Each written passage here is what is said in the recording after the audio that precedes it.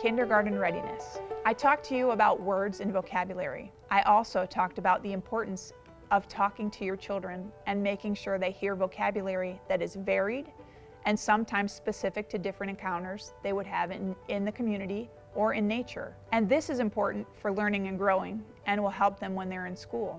But there's more to kindergarten readiness and to ensuring your children are ready for the learning they will be doing in formal school. Kindergarten readiness refers to the developmental domains that contribute to children's ability to adapt to the kindergarten classroom.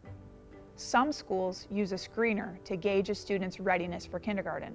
Screeners can include having students identify numbers or letters, having students write their names or draw a picture of themselves. They might count or even play in a small group. It may be helpful for a school to see how students are doing prior to creating classes to make sure students' needs are met from the start of the school year.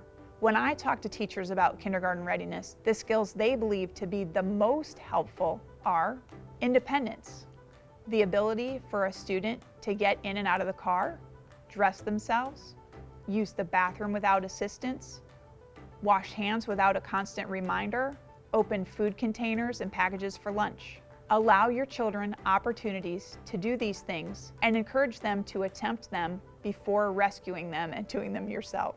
I'm guilty of that one. Self-help, the ability to wipe their faces and blow their own noses.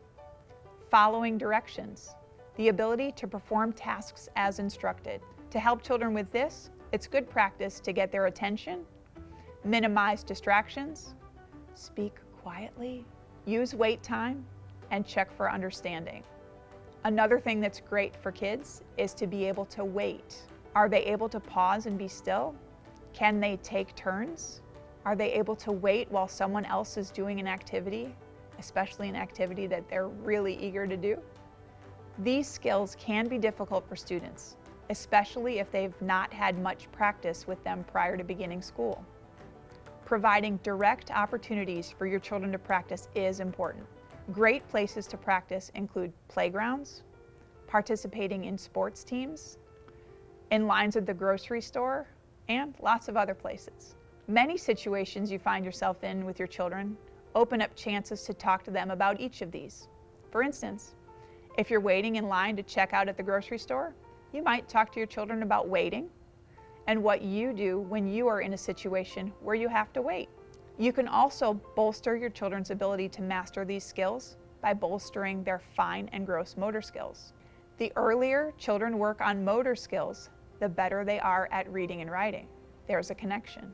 The occupational therapist I work with, Lindsay, gives these tips for you to help your children. Play. Think running, jumping, skipping, crawling, tumbling. These things move the big muscles in the body. Other kinds of play encourage smaller muscles to develop. Encourage playing with blocks, playing cards, playing tic-tac-toe, and even board games. For more fine motor hand coordination, have students hold food utensils, forks, spoons, butter knives, tongs, and things like that. There's also a grasp progression. Children start with a fisted grasp and move to a tripod grasp only over lots of time and practice. The tripod grasp is the one that gives children the best ability to control their writing, and that happens later, over time. So, start with larger items like sidewalk chalk. Smaller things like pencils are appropriate after 4 years old. Pre-writing skills like line formation skills that allow children to make letters are not actually developmentally complete until around the age 5.5. And finally, highly limit access to technology.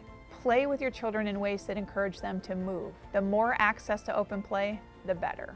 Prior to kindergarten, help your child learn the skills of independence, self-help, following directions, waiting, and taking turns.